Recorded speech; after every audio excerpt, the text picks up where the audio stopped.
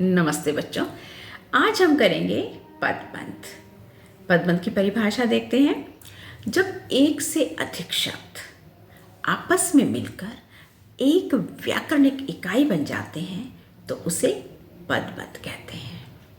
पदबंध के मुख्य 5 भेद होते हैं।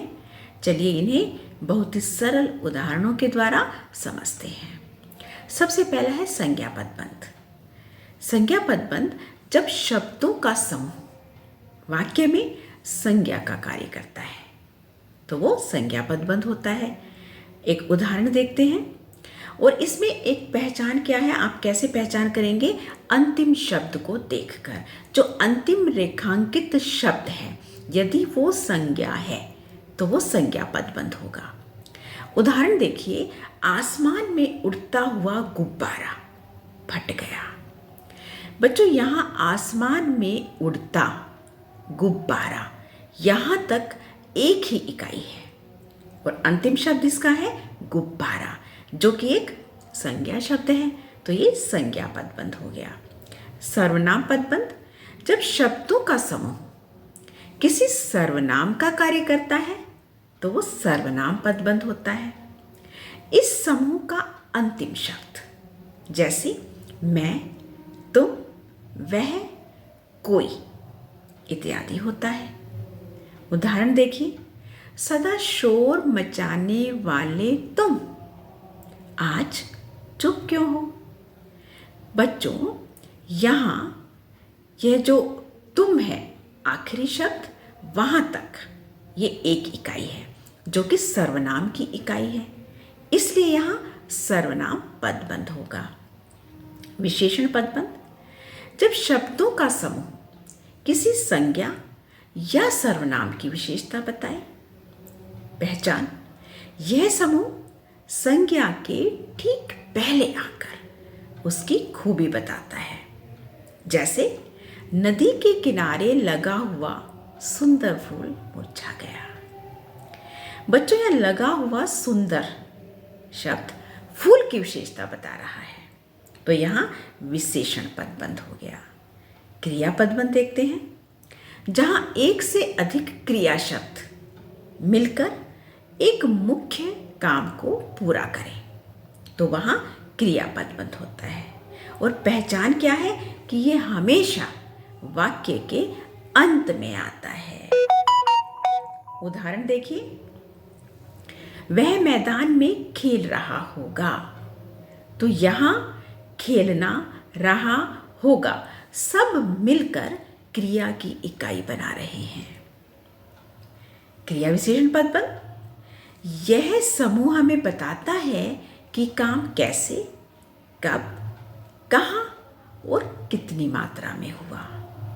पहचान देखिए, ये क्रिया के होने के तरीके, समय, स्थान इत्यादि की सूचना देता है।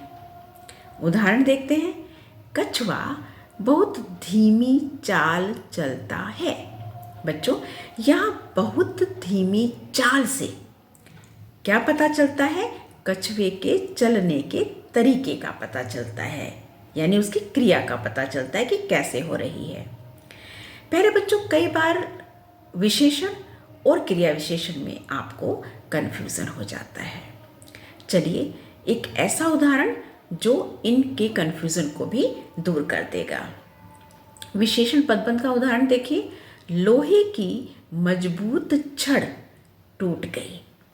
यहाँ मजबूत शब्द किसकी विशेषता बता रहा है?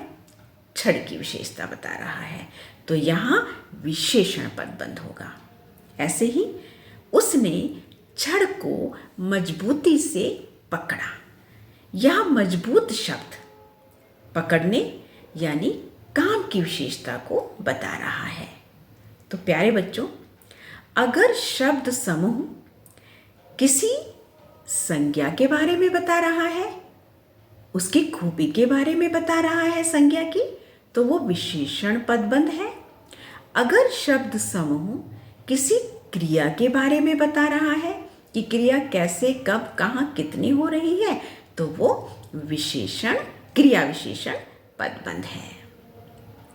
तो प्यारे बच्चों, पढ़ते समय आपको ये ध्यान रखना है कि जो शब्द है वो संज्ञा के साथ लगा हुआ है या क्रिया के साथ लगा हुआ है।